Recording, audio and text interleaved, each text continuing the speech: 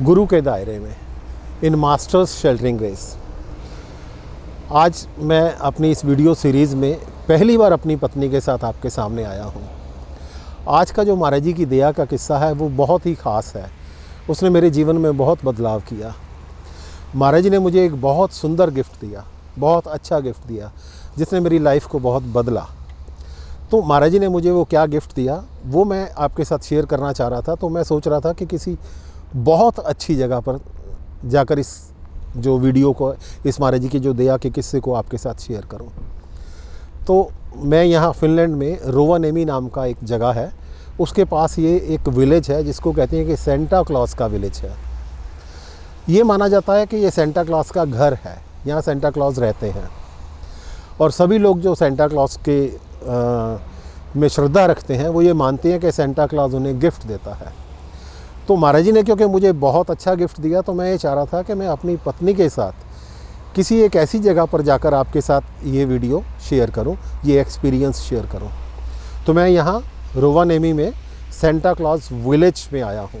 मेरे पीछे जो आप देख रहे हैं ये सेंटा क्लॉज का ऑफिशियल घर है। तो मैं यहाँ आया हूँ आपके साथ ये वीडियो शेयर करने, ये महाराज जी का एक्सपीरियंस शेयर करना। शादी के कुछ समय पश्चात मुझे ये पता चला कि हमारे घर बेटा होने वाला है।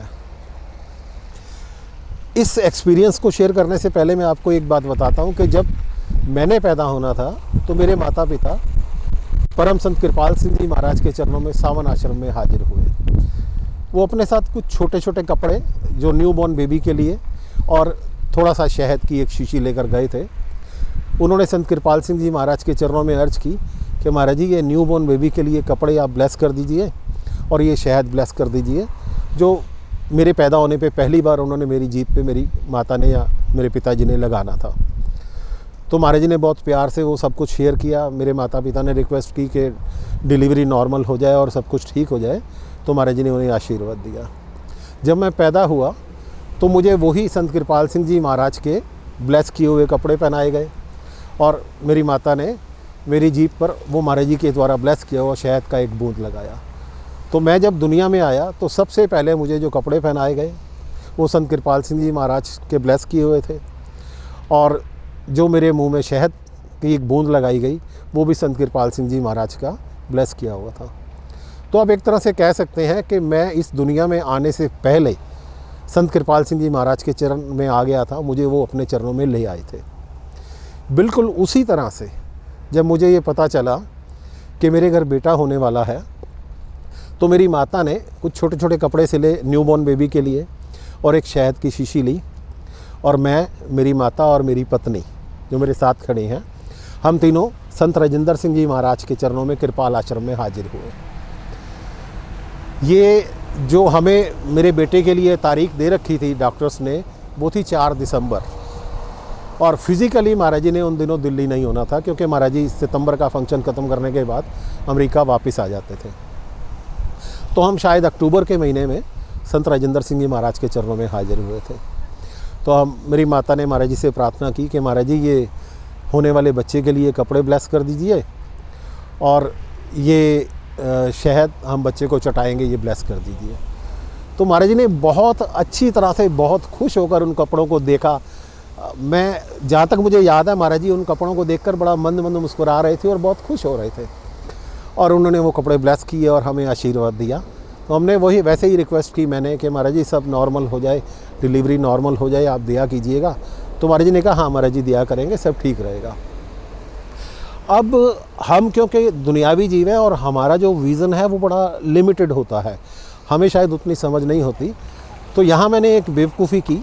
मैंने महाराज जी से कहा कि महाराज जी आप उन दिनों दिल्ली में नहीं होंगे तो प्लीज़ आप दया कीजिएगा। अब मुझे इस तरह से नहीं कहना चाहिए, महाराज जी तो हर जगह हाजिर हैं, हमेशा हाजिर हैं। तो महाराज जी ने कहा नहीं बेटा मैं आपके साथ होऊंगा। और वो महाराज जी कैसे हमारे साथ थे वो मैं आपको अपनी अगली वीडियो में बताऊंगा। उसके बाद हम ये कपड़े ब्लेस करवा के घर वापस आ गए। जो हमें 4 दिसंबर की डेट दी हुई थी हम उसका वेट कर रहे थे। कुछ दिन पहले मेरी पत्नी मुझे बोली कि हमें डॉक्टर के पास जाना चाहिए, हॉस्पिटल जाना चाहिए, शायद टाइम आ गया है। ये शायद 25-26 नवंबर के आसपास की बात है। तो तो हम डॉक्टर के पास गए तो डॉक्टर ने मेरी पत्नी को थोड़ा सा जैसे कहा कि नहीं, अभी आपको कोई ज़रूरत नहीं आने की, अभी आपके पास टाइम है, आपको 4 दिसंबर की डेट दी है, आप तभी आना, अभी आप वापस जाओ।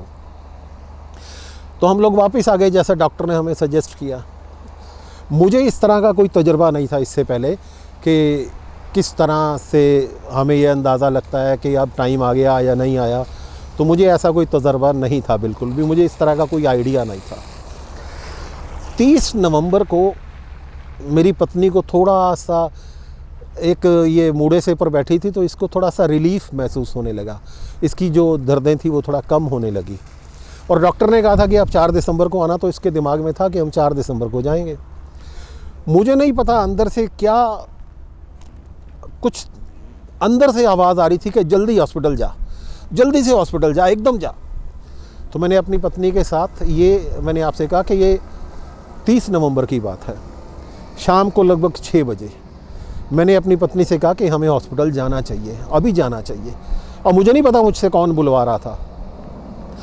मैंने काफ़ी जिद की और मेरी पत्नी को ये लग रहा था कि नहीं, अभी नहीं जाना चाहिए। तो इन्होंने कहा कि इनको एक्चुअली वहाँ मूड़े पर बैठकर थोड़ा रिलीफ़ हुआ, ये काफ़ी परेशान थी पहले दर्द से, तो इनको थोड़ा रिलीफ़ मिल रहा था, तो ये इनका मन नहीं था कि मैं उठूँ। लेकिन मुझे अंदर से ये आवाज़ आ रही थी कि भाग, एकदम भाग, जल्दी से भाग, हॉस्पिटल भाग। तो मेरा थोड़ा इनके साथ आर्गूमेंट हुआ और मैंने इनको बड़े ज़बरदस्ती कहा कि नहीं, एकदम अभी निकलो, अभी निकलो। इस सारी बात में करते हुए लगभग 2 घंटे निकल गए, पर मैंने बहुत ज़िद करके इनको उठा लिया और इनको शक्ति नगर, जो हॉस्पिटल मेरा पहले से बुक था, उसका नाम है क्या नाम है उसका हॉस्पिटल का?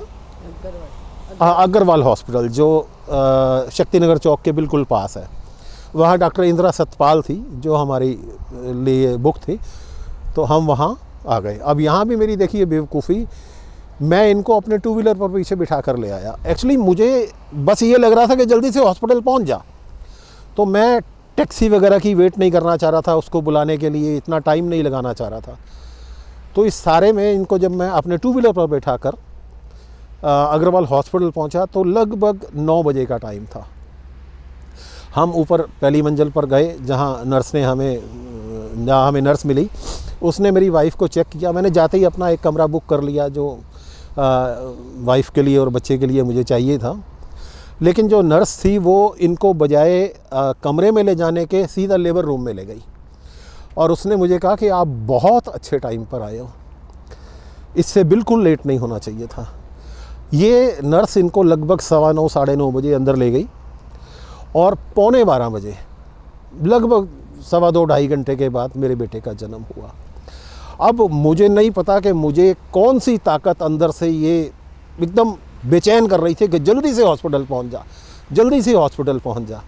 ये डेफिनेटली महाराज जी की दया थी, उन्हीं का कोई अंदर से मुझे आवाज़ आ रही थी कि जल्दी जाऊं। रात को लगभग 11:45 बजे 30 नवंबर को मेरे बेटे का जन्म हुआ। उसके जन्म के बाद मेरे जीवन में काफ़ी बदलाव आए और कैसे उस वक़्त जब मेरे बेटे का जन्म हुआ, कैसे उस वक़्त संत राजेंद्र सिंह जी महाराज ने जैसे कहा था कि नहीं बेटा मैं आपके साथ होऊंगा, तो कैसे वो हमारे साथ थे ये भी मैं आपको बताऊंगा, लेकिन वो मैं आपके साथ अपनी अगली वीडियो में डिस्कस करूंगा। तो मिलते हैं अगली वीडियो में, तब तक के लिए धन्यवाद।